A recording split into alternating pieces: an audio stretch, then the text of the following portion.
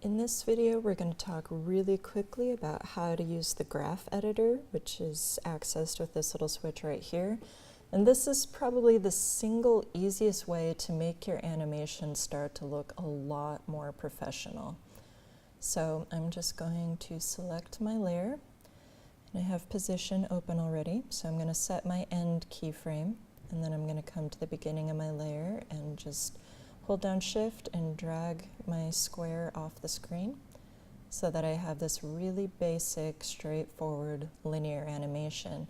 If I click on the graph editor, it brings up my graph, and you can see that while it is moving at a steady speed and then immediately drops straight to standing still.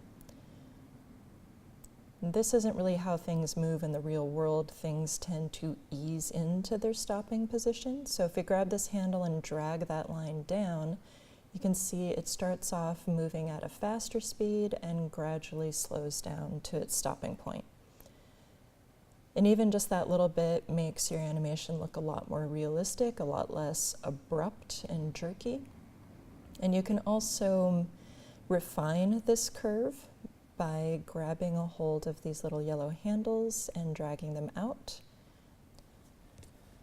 And by altering the shape of that curve, you can get a much more refined and smooth movement. And you can just play around with that shape until you get something that you're really happy with, that feels really natural and smooth.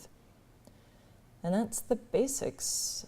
If you add a little motion blur and turn that on, you can see you've got a really nice looking animation with just a few simple adjustments on your keyframes. And there are a few other little features that open up when you're inside of the graph editor. You can use this switch right here to jump to your selected keyframes, so that'll zoom you into the keyframes you're trying to work with, which can be really handy. And you have these switches that let you automatically toggle on hold keyframes or linear, and these will automatically switch on your eases if you just want to go with the auto-generated ones. This lets you choose what you see in the graph editor. You can select all of the animated properties, but I prefer to just see the selected ones. And you can change the type of graph that you see. I tend to work with the speed graphs, so that's what I have selected here. And of course, there's a lot more to the graph editor, but that's just a real quick overview of the basic functionality.